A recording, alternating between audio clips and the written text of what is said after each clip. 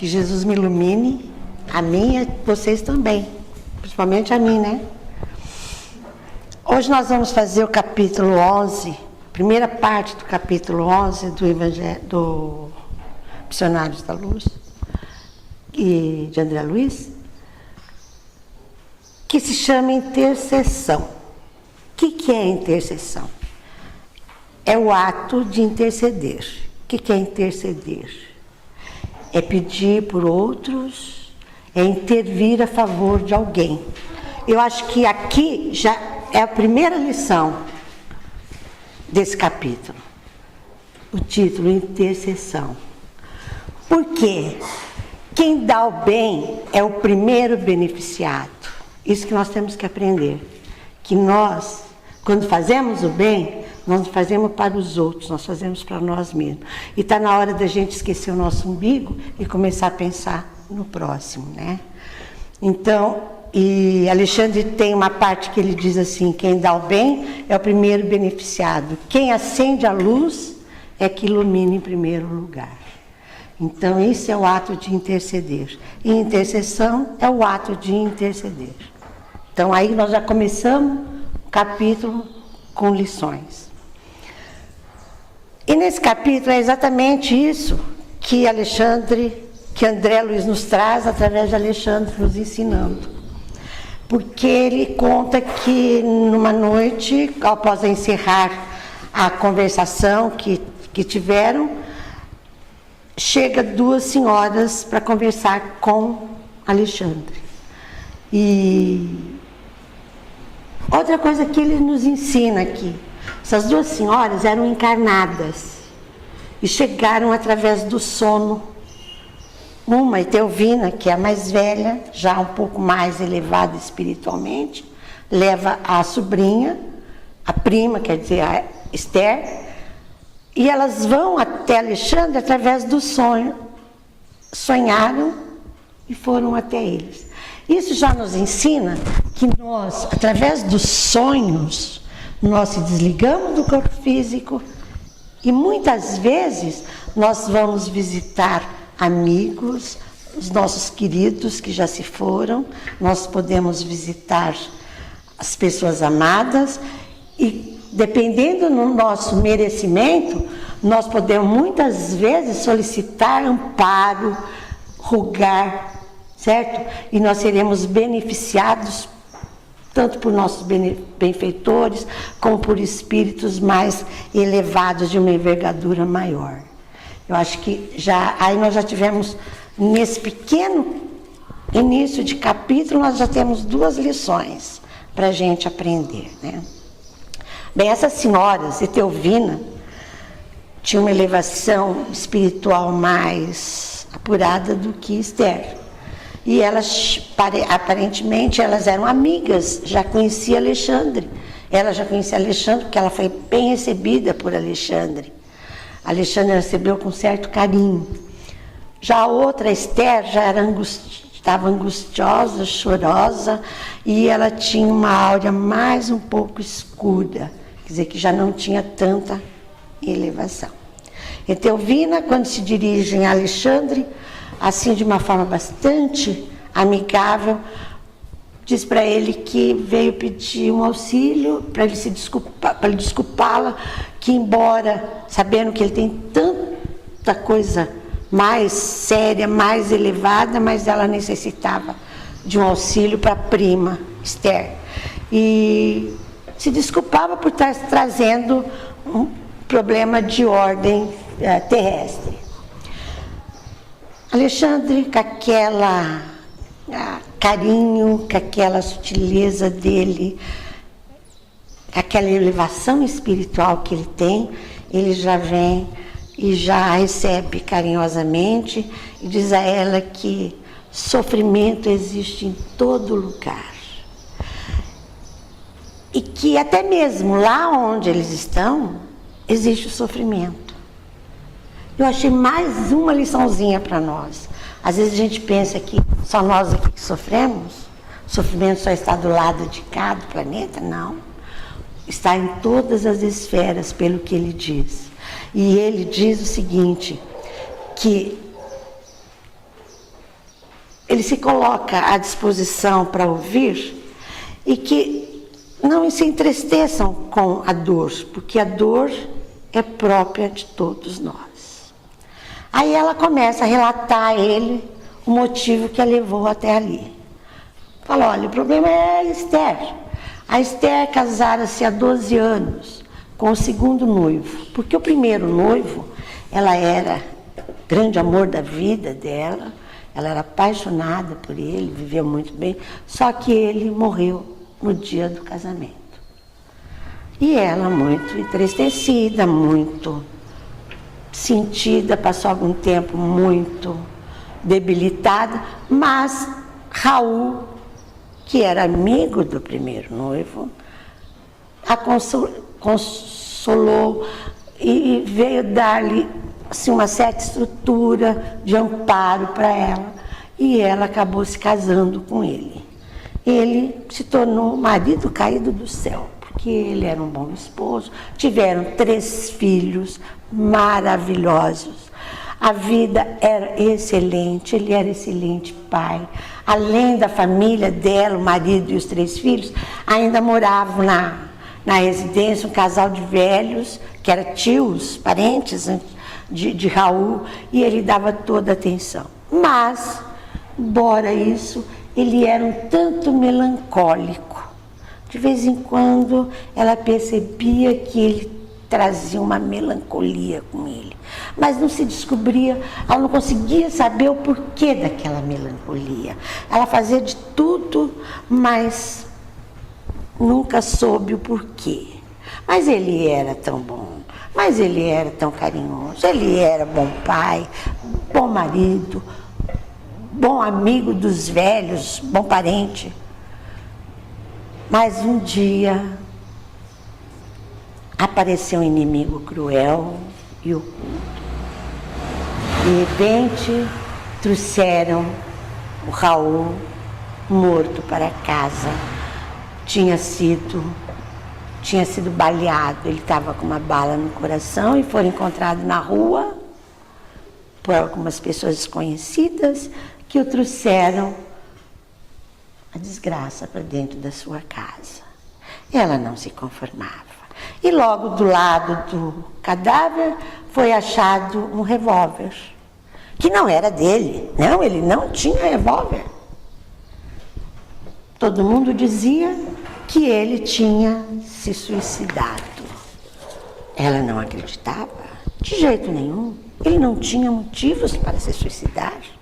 A polícia não fez mais investigações, porque tudo indicava que ele tinha se suicidado. Mas ela não aceitava, porque ele era um bom pai, um bom marido, um bom trabalhador, uma pessoa honesta, uma pessoa responsável e sem inimigos.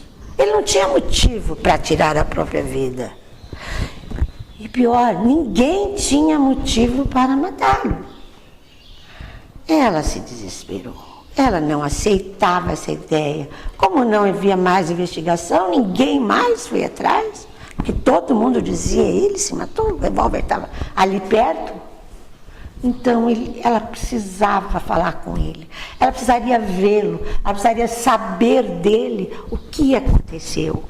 Então ela pede para Alexandre em prantos, me auxilie, eu preciso retornar, eu preciso saber dele, o que aconteceu com ele. Saber como ele está, saber quem fez isso. Eu não quero vingança, eu não vou fazer nada. Eu apenas necessito saber para poder recomeçar a minha vida. Eu preciso tratar dos meus filhos, eu preciso cuidar dos meus velhos, eu nunca trabalhei, eu nunca fiz nada, agora eu preciso ter uma tranquilidade emocional para poder recomeçar. O senhor pode me levar até ele? Eu posso vê-lo?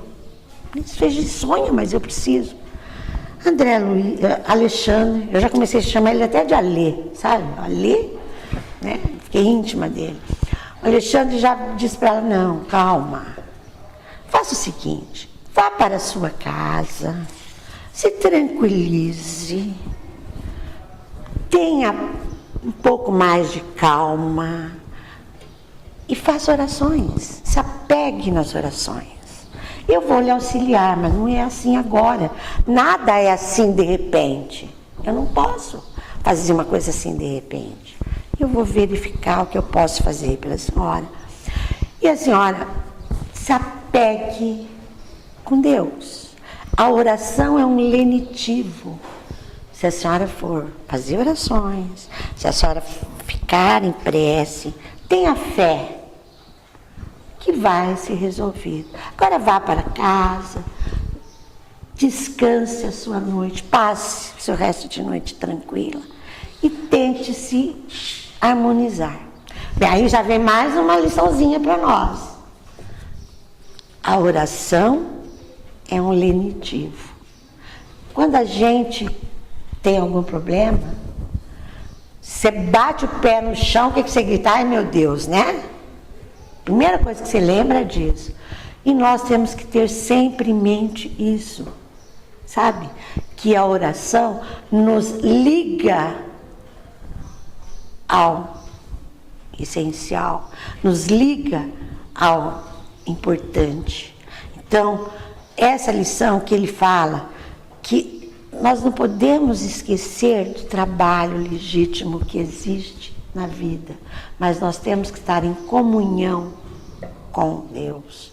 Quer dizer, então, esta forma é uma forma que ele nos traz aqui para nos deixar mais tranquilo, que nós possamos ter este mecanismo, que a oração para nós é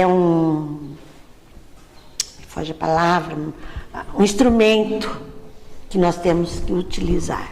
E é isso que ele recomenda a Esther. Elas agradecem e voltam para o corpo. André fica intrigado, né? Oh, mas peraí, o que nós podemos fazer para ajudar a Esther? Alexandre vira e fala, olha, temos que ajudá-la, podemos ajudá-la, mas vamos com calma, vamos nos aprofundar nisso, vamos pesquisar, vamos ver o que a gente pode fazer e vamos fazer. Mas André fala assim, não, mas não seria muito mais fácil invocar Raul e já perguntar para ele o que aconteceu? E como que foi? Alexandre, com todo carinho, diz, esse é o método mais fácil, assim é fácil. Mas o caso exige um pouco mais. Aqui mais uma lição para nós. Porque Alexandre diz o seguinte, o serviço de colaboração fraternal no plano espiritual reclama esforço, tolerância e diligência. Isso é para nós aprendermos também aqui que nada é feito assim, puf. Você chega, você está com um problema, chega, ai Deus, resolve isso para mim. Não, ele não vai resolver assim. Que nós pedimos, podemos até sermos atendidos, mas às vezes nós não somos atendidos imediatamente, porque requer esforço da parte deles, requer tolerância nossa, né? E às vezes requer alguma diligência para eles procurarem qual é o melhor remédio para a gente, porque nós às vezes pensamos no remédio imediato, né? É o remédio agora. Não, às vezes esse não é o remédio. Às vezes o remédio é paliativo, é mais devagar. Então, eu acho que essa explicação que o Alê dá para o André é assim sensacional para nós, né? Todos diz que o serviço de colaboração fraternal no plano dos espíritos reclama esforço, tolerância e diligência, pois demora muitas vezes, demanda esforço, tolerância e diligência, serviço. Aí Alexandre convida André no dia seguinte para ir visitar a casa de Esther.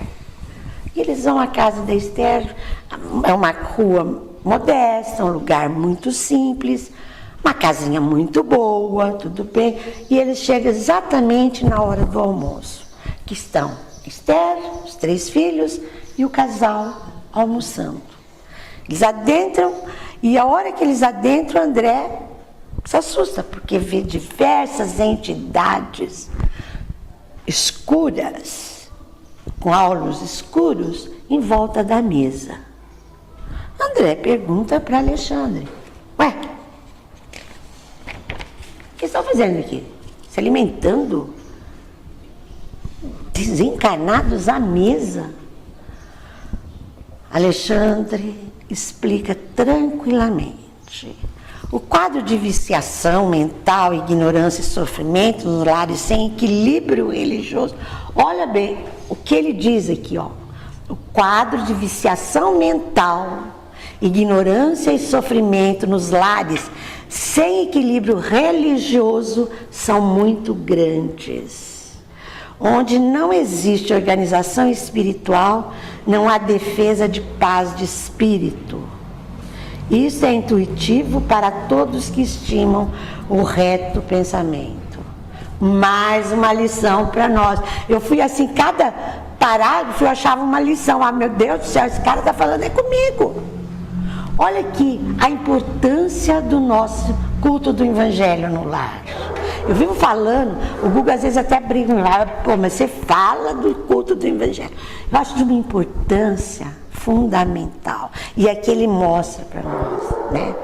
Que é a proteção que nós temos que cultivar.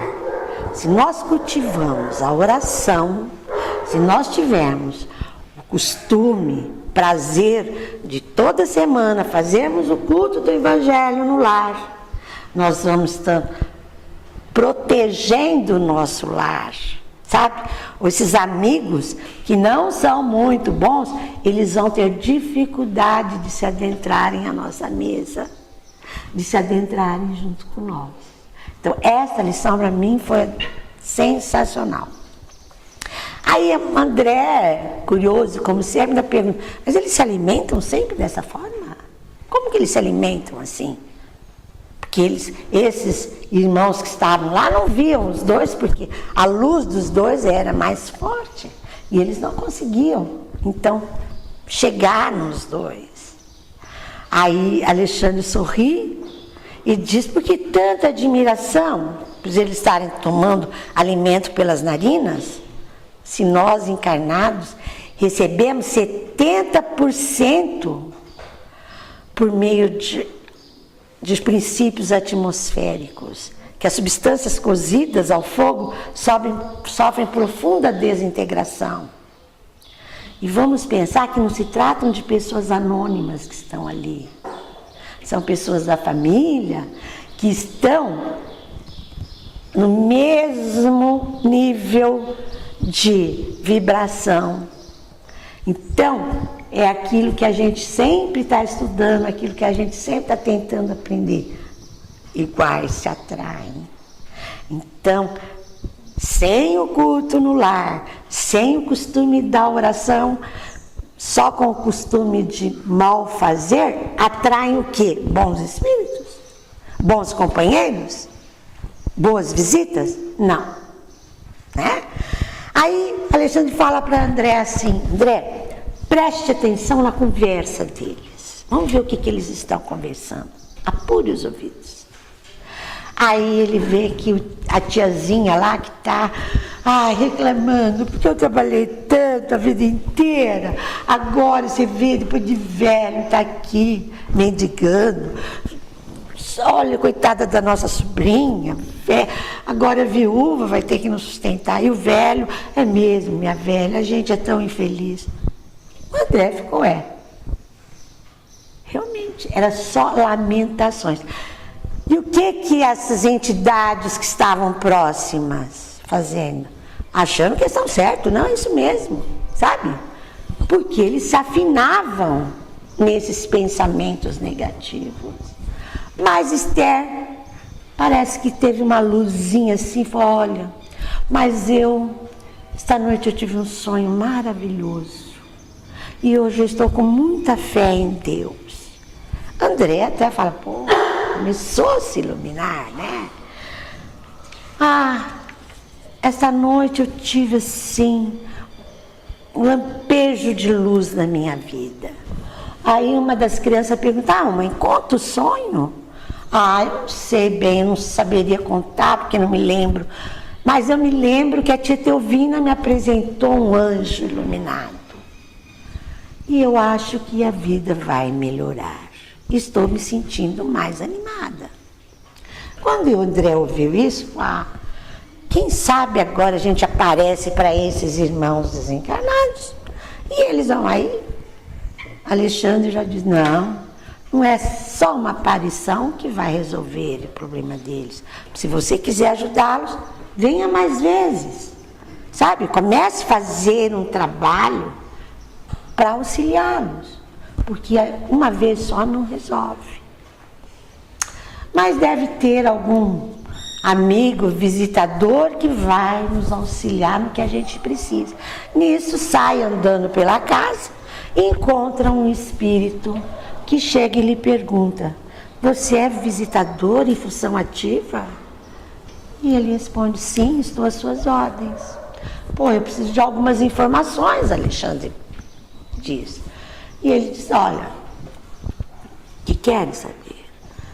Sobre o Raul. O Raul, eu visitei diversas vezes, tentei auxiliá-lo, mas ele meio erradio, e quando ele se suicidou, Alexandre fala: mas ele se suicidou? A esposa me disse que ele foi assassinado. Eu falei: não, ele se suicidou, ele premeditou isso há muito tempo. No dia ele comprou o revólver, ele fez toda a premeditação. Inclusive nós não pudemos auxiliá-lo, porque como ele premeditou, como ele fez o que ele queria, nós não tivemos acesso. E também aí já veio um bando sugando e já o levou. André, ouvindo aquilo, falou: mas como puderam auxiliá-lo? Ninguém pôde ajudar? Por quê? Não foram ajudá-lo? Aí Alexandre fala: olha, André, ele tomou a iniciativa. Foi ele, era dele. Ninguém estava preparado para ele fazer isso. Alexandre ficou satisfeito com a explicação do amigo, do visitador. Quando vai embora, André, mais curioso, como sempre: o que quer dizer aquele bando? Aí Alexandre diz: bando é uma entidade delinquente destinada à prática do mal. E André, a morte física não é um banho milagroso, não converte maus em bons, nem sábios em ignorantes, nem ignorantes em sábios. Isso é mais uma liçãozinha pra gente. Não é porque morreu que vai virar santo. Não é porque morreu que vai ficar bonzinho. Os nossos defeitos aqui, nós vamos carregar eles juntinho da gente. O que nós fizermos de bem aqui, nós vamos carregar eles conosco. O que for bom, vai ser bom. O que não for, não vai ser bom. Gente, aquilo que nós fazemos aqui é a mesma coisa que será feita do outro lado. Não existe diferença, sabe? Esse negócio de que, morreu, virou santo, como ele era bom. Não, ele não era bom. Ele não era bom e não vai continuar não sendo bom. Alexandre ainda diz que aqui no nosso planeta existe os criminosos, eles vão continuar sendo os criminosos do lado de lá. Aqui nós temos quadrilhas de criminosos, bandidos, lá eles são diabólicos. Então não existe diferença. Aí André, ainda espantado, pergunta: mas não tinha jeito de defender esse suicídio infeliz? Alexandre disse: fosse caso de assassinato, ele teria sido amparado, ele teria sido auxiliado na hora. Mas não, foi ele tomou a decisão, foi vontade dele. Então, quando é uma decisão própria, ninguém pode intervir.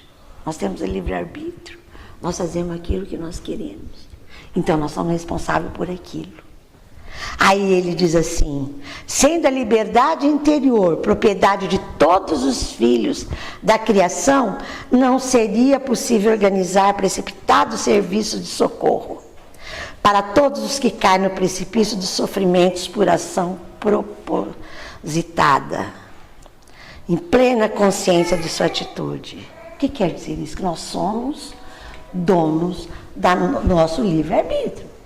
Aquilo que nós fizermos de errado, nós que seremos responsáveis.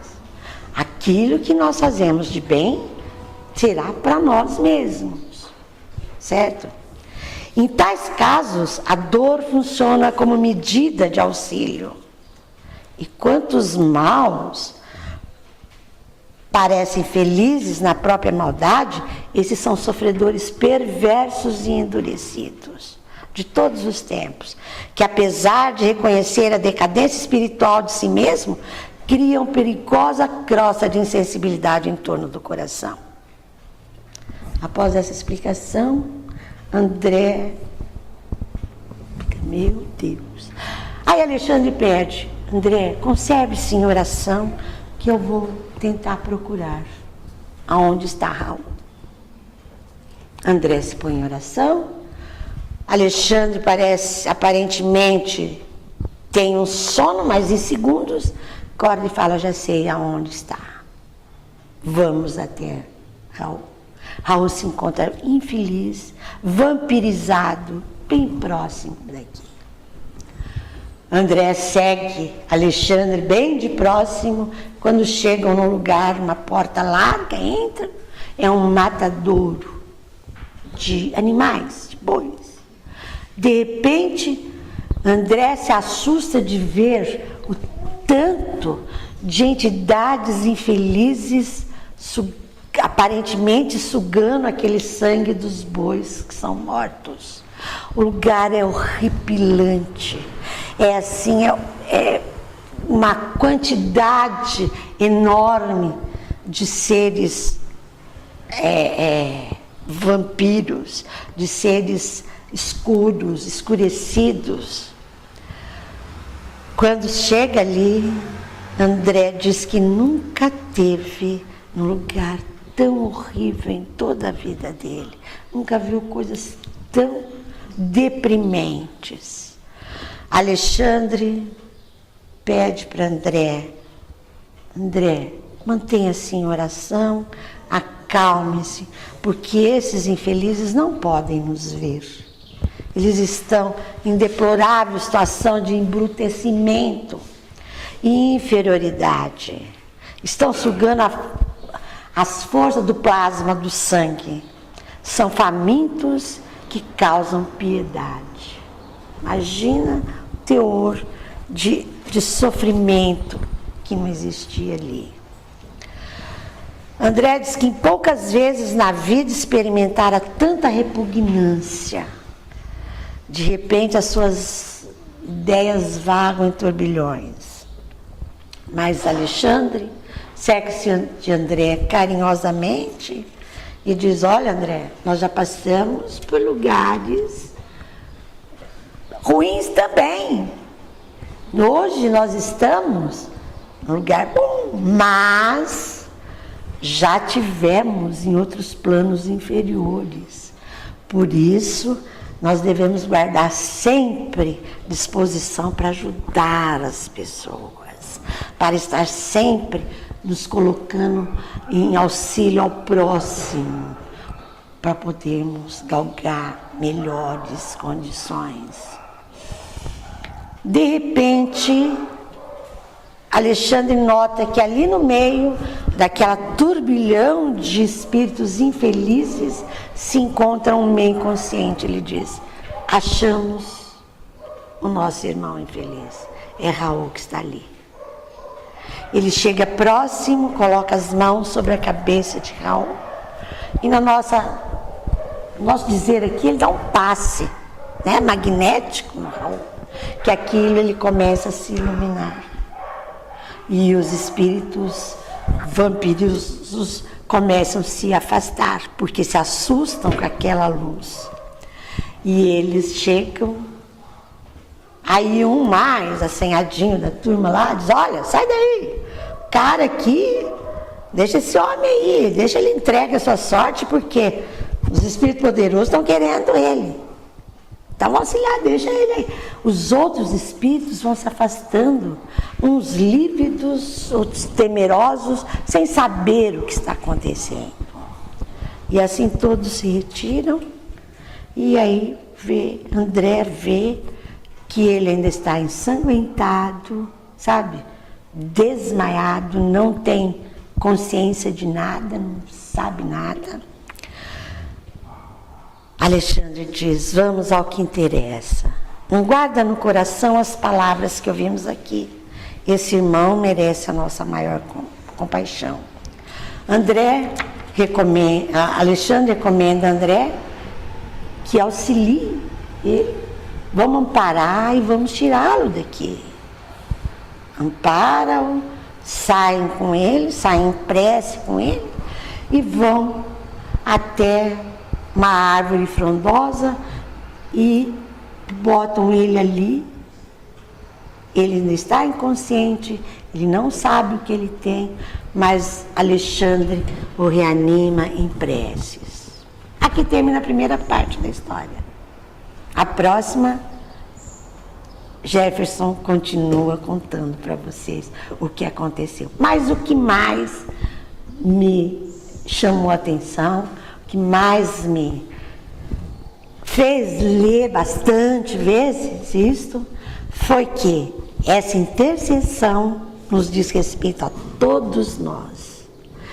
Que se Alexandre diz para André que devemos, primeiro, fazer o bem, andarmos no caminho reto do bem, que a oração é importante, que é um lenitivo para nós e que para nós podermos auxiliar alguém, a gente tem que saber o porquê que nós estamos fazendo e como, e auxiliar e não pensar em mais nada, e que a intercessão nos mostrará que sempre vale a pena.